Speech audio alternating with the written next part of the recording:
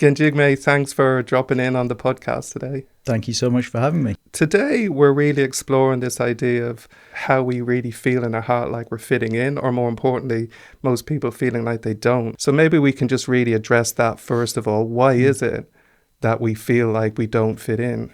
I think a load of things. I think there are external pressures on us, like other people's expectations.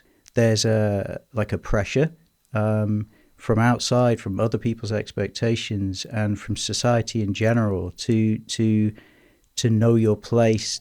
With the advent of social media now, there's so much more pressure on people because we're getting this constant bombardment of how we should look, what we should eat, what we should do in the day, how much water we should drink in the day, but especially I don't know, how we should look is a big one for people. So it's so much pressure from outside, while inside we're still not quite sure who we are or who we want to be, and it creates a disconnect. And I think that's a really painful place to be, actually, feeling a bit adrift in this kind of crazy world, not knowing how we fit in or how we should fit in. We're in a time now that we've always been uncertain about a future. There isn't some perfect mapped out future for any of us. That's just life. But at the moment, it's being amplified by the world we're looking to at the future, and then social media saying, here's the perfect life. This is what you should be having. And by the way, this is what you should be having today. How on earth can we not develop fear and anxiety on the basis of that? There's the whole idea of social media, and we think, oh, it's amazing. Now I'm connected to so many people. But we've never felt more alone, and I think you're right. It's because there's so much. It's telling us so much all the time what we should look like. All these things. We're all putting out our best version of ourselves, or so-called best version of ourselves, our prettiest version, our slimmest version, and then that's what we're seeing of everybody else, right? But we know, okay, I'm not really that person because I have to apply a filter. I have to get the lighting right. I have to hide my my bulge. I have to hide my not perfectly white teeth, all this stuff. So we're putting out this curated image of ourselves, and we know that we don't measure up to that. But then we're comparing ourselves, the real self we think we are, with everybody else's curated image, and they're all looking perfect and amazing, and then we feel that makes us feel even more disconnected. I think even less like we fit in, and we'll end up beating ourselves up, which is really, really painful, because we're not measuring up to this impossible fantasy standard. But it's interesting, isn't it? Because it feels like it's only when everyone sees that side of me that I'll feel okay within myself. And that's what's driving a lot of it for a lot of us is I just don't feel I'm enough, or I don't feel I'm good enough. But if I present that image to the world and everybody acknowledges that side of me, or this projected, curated side of me, then I'll feel good enough within myself. But it just creates more and more instability. You just feel more and more, even if everyone likes your photo or loves your photo or comments on it, deep inside yourself, you'll feel at some level, but that's not the real me. Nobody sees the real me. Ironically, nobody ever sees the real me. That's ironic because we think, well, the real me is never good enough, and I'm not anywhere near as successful or, as handsome as I project myself.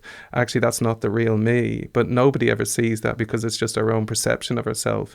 But it can feel very destabilizing for people thinking, when can I ever be my true self? Because I'm constantly creating this image that doesn't reflect who I am. So such an important point, that sense of disconnect from even who we're projecting to the world, or that mask that we're putting up. And we're feeling inside like we don't measure up to that at all. And but actually, deep down, we what we really want to do is we want other people to accept us. I mean, I think that's what's driving this. Because we're social animals, we want to be accepted. And people talk about, I'm not sure they do anymore, actually. Anyway, but they used to. We used to talk about finding a soulmate. We what we really want is to find someone who completely accepts us for who we are. You know, someone who we can let our guard down, show them our real self, warts and all, and that they will love us anyway. That they'll accept us anyway. And for as long as we are not accepting ourselves, for as long as we're feeling bad about ourselves, we'll never do that, because we fear that as soon as if I show you who I really am, Adam, you're not going to like me, you know. So I'm always going to be, to some extent, like showing you a better version of myself, and a little bit afraid to open up and to drop the guard, and so we're always a little bit disconnected. We're not allowing ourselves to really connect with other people, which I think is driving a lot of this sense of disconnection. Yeah. Where is it all coming from? Well,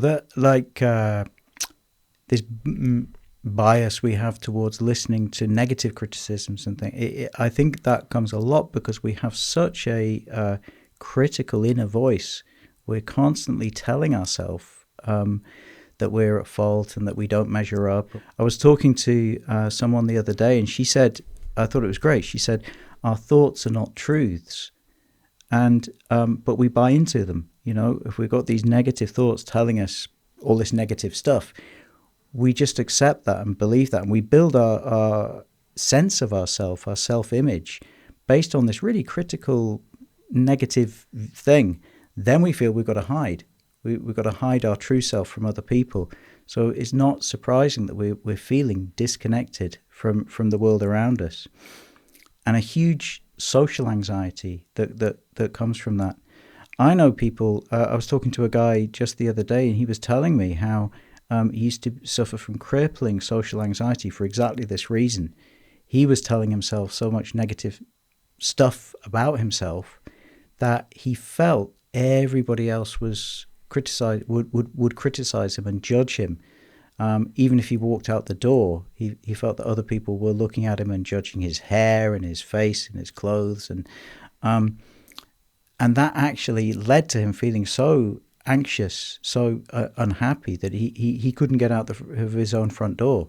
And that's really common, actually. It's a lot more common than we don't see it in the world because we're hiding it from each other. But in reality, almost everybody's got some degree of this. It's such a common experience. But isn't that the challenge, though? The challenge for all of us is my thoughts are my truths because it's all I know. Mm. And my mind is full of these various voices and these various narratives that are playing continually. And that familiar and known voice seems like a truth. There's this idea about ourselves. But I think we have to learn to kind of make friends with that inner voice and start to harness it so that it's working for us instead of working against us. It can actually become a great help to us. But I think that starts with accepting ourselves. You know, it's really important because for as long as we're in conflict with ourselves and buying into all that negative chatter and comparing that with the world around us, we're always going to feel disconnected and pretty terrible. So we've got to start by accepting who we are. How can I accept who I am when I don't like who I am, though? Yeah. How can I do that? Well, I think we need to change what we're focusing on.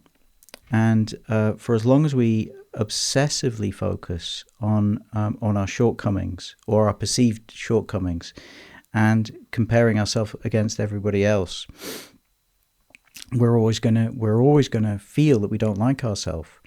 You know, that self-criticism is actually coming. I think it's coming from partly is coming from a good place, which is that we all want to improve. You know, we all want to be a better person, and we all have a good heart. Deep down, the very fact that we're criticizing ourselves, it shows that we want to be better. The bad feelings in our mind, they're not who we are. The negative thoughts that we have, they're not who we are. So in Buddhism, we have the practice of meditation, mindfulness, as you know, where we can sit and get to know our own mind a little bit, find some peace and stillness in the mind.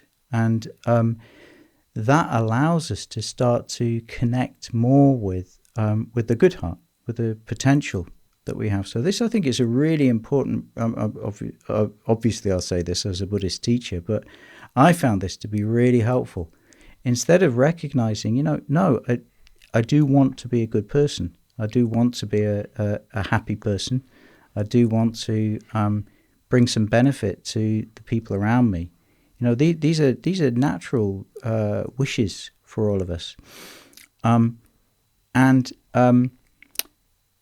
But I think if we sit quietly and let our mind settle down, then we've got much better chance of seeing that potential and identifying with it. My teacher, Geshe Kelsang, he used to say this a lot, actually. It's really, really simple advice, but really, really beautiful. He said, just try and don't worry. And what I really love about that is that that's coming from a place of recognizing I am a good person and I can be a better person. Within moments, especially if we're constantly distracted during our day and really busy and under a lot of pressure, within moments, you're not identifying thoughts and feelings, you're identified with them and the deep discomfort of feeling like with that person. So how do we practically do that? Is there a way for someone who's in that space to think, actually, no, I'll do that. I'll sit down and I'll turn in. And I think I'm aware that, like me saying this, right, I'm a meditation teacher is what I do. So, of course, I'm going to tell people to meditate. But I know it's difficult for people to find that time and to find that space.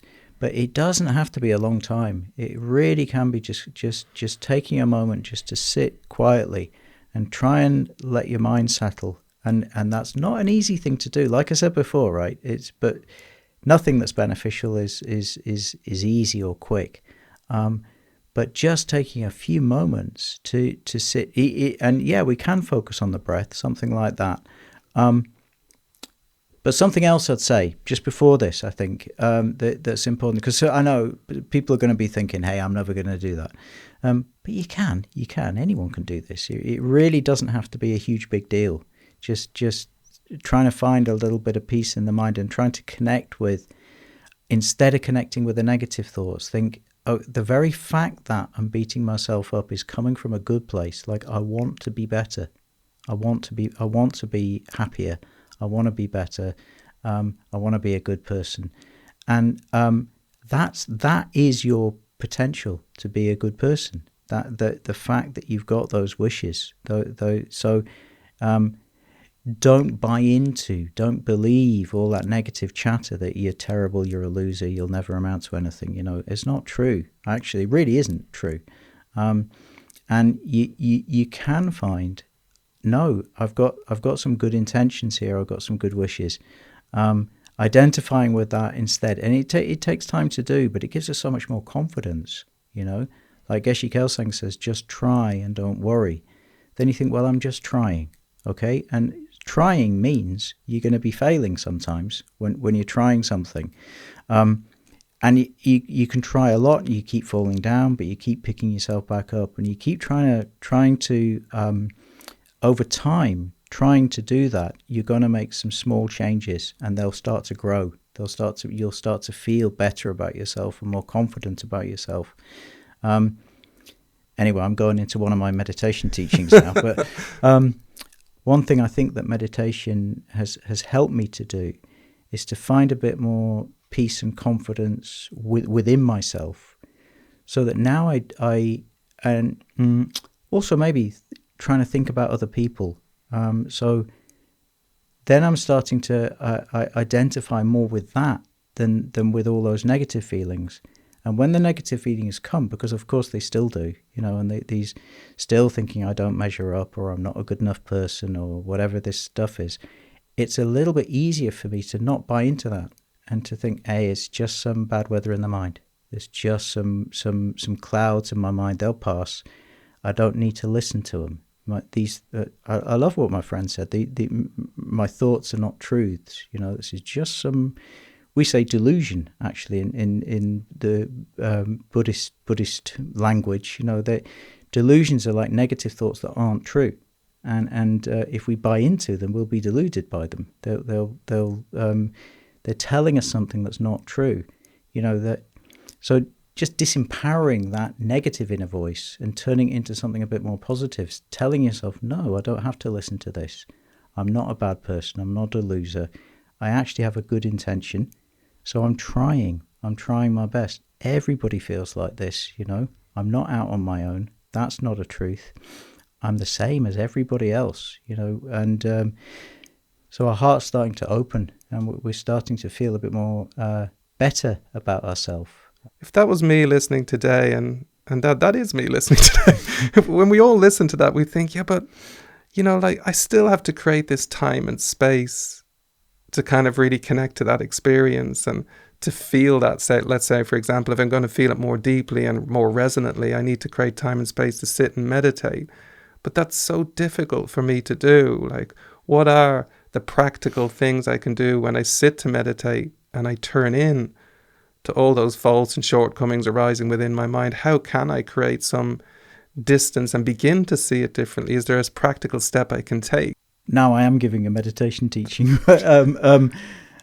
I think, it doesn't have to be a long time. It really doesn't. And just start small. Just start really. If you want to do this, if you want to build up a meditation practice. Also, there's a whole bunch of great books and centers, like our centers. We have centers around the world that you can find them online. You can find your local Kadampa Buddhist center and find classes that you can go to. So that's really helpful if you want to do that. But you can just start by just taking a few minutes to sit quietly and just try and focus on the breath. That's the simplest of all practices. Just try and keep your attention on the breath. You sit quietly, close your eyes, and the feeling of breath going in and out of your nostrils, focus on that. And just for a moment or two, just for a short time. And because when we keep our mind on something, everything settles down a little bit.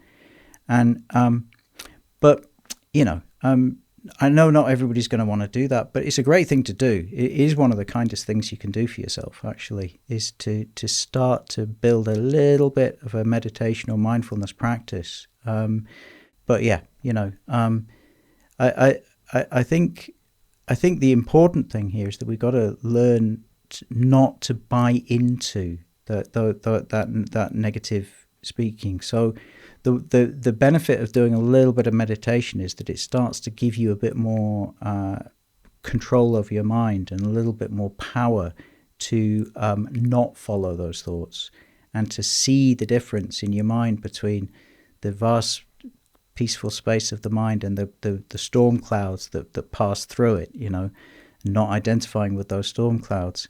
That listening to that inner negative voice, it does make us focus unhealthily. We're focusing so much on our own shortcomings and that we think they must be really obvious to everybody else, even though we're putting up the masks. And so we think everybody else is seeing us and judging us and criticizing us. But in reality, everybody's in their own bubble of pain.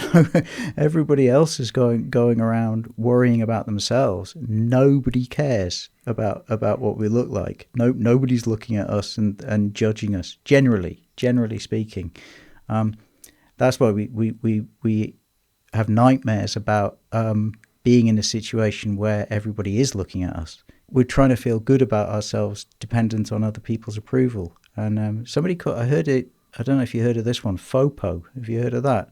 That was a new one on me. I heard about it on a podcast the other day. Fear of other people's opinion. That's it. Yeah. Instead of fear of missing out, And the two things are kind of related because we want to fit in. We don't want to miss out. So we have the fear of missing out.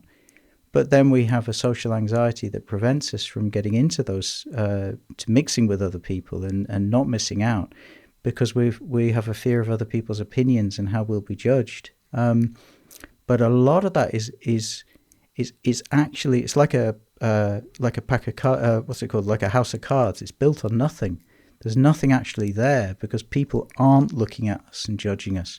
Sometimes a little bit, maybe, but not really. Just not momentarily. Momentarily. Because they're worrying what you're thinking about them mostly. Exactly. Most of the time, we're all worrying about what the other guy's thinking about us, you know. It's interesting though, isn't it? Because it's almost like what I'm hearing from you, and I think it's really important, is like you've almost got to get to a point where we really feel like we're living our life as if nobody else is looking. Yeah, that's an interesting. I've been thinking about this one actually. About do we want to get to a position where we don't care about other people's opinions? And because I've seen some podcasts actually where they're offering that as a. That's a good point you bring, because I want to discuss that with you. It's not that we don't care because we care about people. It's just we don't mind. Definitely, and it's a mistake I think a lot of us can make. Like people do this in relationships. If we have a meaningful relationship with somebody, then we do let our guard down, right? We do let them see, or they find out pretty quickly who we are. And then if that relationship breaks down, and then we feel a sense of rejection, then what many people will then do is kind of put a wall up and say, right, that's it. I'm never revealing my who I really am to anybody ever again. And that doesn't protect us. It doesn't protect, like saying I don't care what anybody else thinks, and it doesn't actually protect us from because then we just feel more disconnected. So we are, because we're social animals and because we have a good heart actually, we really do want to connect with other people, and we do want to kind of deeply care about them, not so much about their negative opinions, whether they're real or imagined. Most of them, 99% of them, we're just imagining. I've often thought about experiences I've had in the past where I've built up this whole kind of story in my mind about an interaction with somebody, maybe something they said, and I built it up in my they think this and they think that, and I've turned it into this huge story, and I'm feeling really anxious about it, and then maybe eventually I find the courage to actually talk to them about it and say, hey, you said that thing about me. Well, I'm not really like that, and off we go. And they're like, what are you talking about? I didn't mean that at all.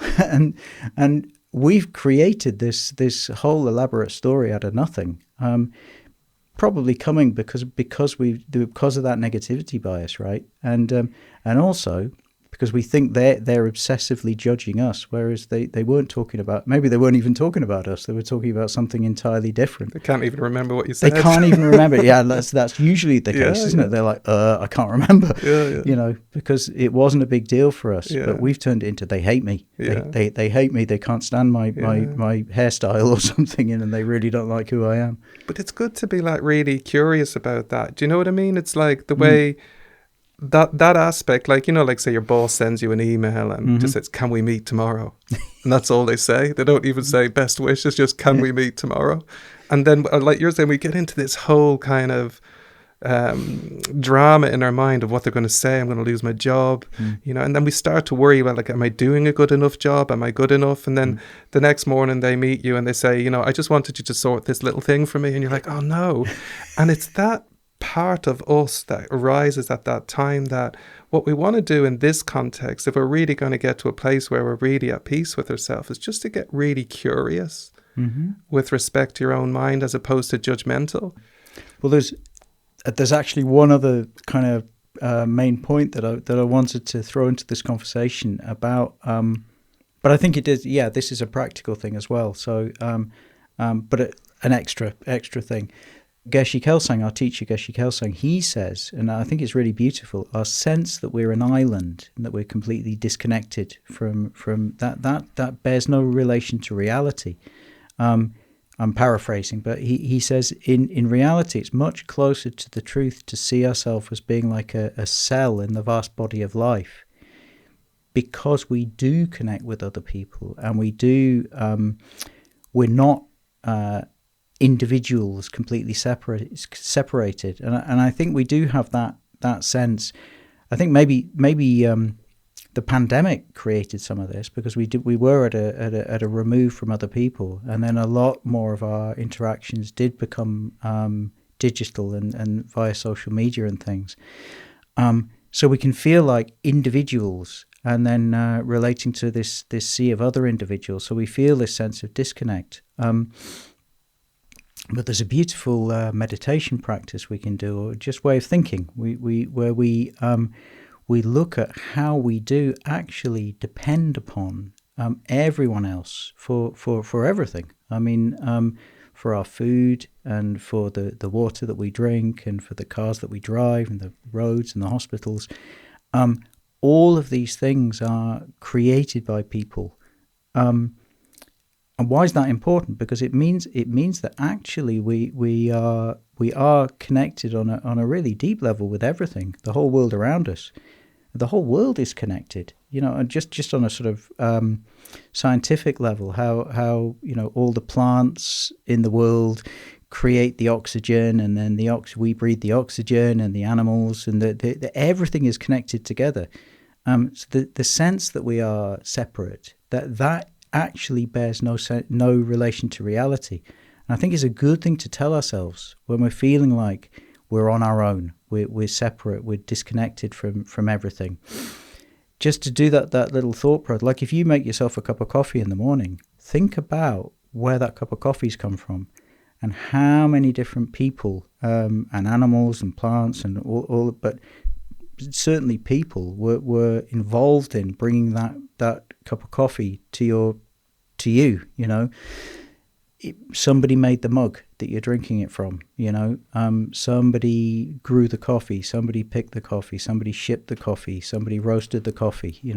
Somebody worked in the electrical plant to create the electricity that heated your water, and somebody laid the copper pipes to your house to carry that electricity. And pretty soon, if you do this, it's quite a fun thing to do. You can connect like pretty much the whole world to your cup of coffee, and how interdependent it all is. So that sense of isolation that we are, and loneliness and disconnect that we have, it really doesn't bear any relation to reality. So I think that's that thinking more in that way. So when we're walking out and seeing other people, feeling that there is actually some connection on some level, we have a connection with everybody. Also, remembering that everyone's going through their own experience of loneliness and anxiety and worrying about other people's opinions, and like this is a common burden for all of us. It's completely normal, and we're all experiencing it, and just recognizing that, as we've explored, I think that does. In your heart, you feel closer to others. There's a sense of empathy and a compassion, and that is undermining and dissolving away that feeling of separation. And also because that's our good heart talking to us, because we're empathizing with other people. That's undermining this negative self-image we have of ourselves. Instead of continually focusing on all the negative ideas we have about ourselves, now we're focusing on our good heart, because we're thinking about other people and empathizing a little bit more with them. And like Geshe Kelsang says, just try and don't worry. When we find ourselves like catastrophizing, thinking about what other people think about us, feeling like we don't fit in, all these things, like, try and take a step back from those thoughts. I think this is just bad weather in the mind, right? So some days it's very stormy in my mind. Some weeks there's a lot of storms going on, but they do pass. They will pass, and they're not my true nature. They're not who I really am. And we need to get to know ourselves, right? We need to identify with who we really are, and that takes time. It takes time for us, but I think the important thing, the main thing that I'd say to anybody listening to this is who you really are is not those negative thoughts. And the feeling and the idea that we're separate from everybody else, that's a fantasy. The perception of everybody else having a fantastic life and we're the only loser in the whole school or the whole workplace or the whole society, that's not true at all. They all feel like that, really. Sometimes the people who look the coolest, they're the ones who are struggling the most. They're like these swans that are gliding by looking amazing, but underneath they're paddling away furiously to maintain that appearance.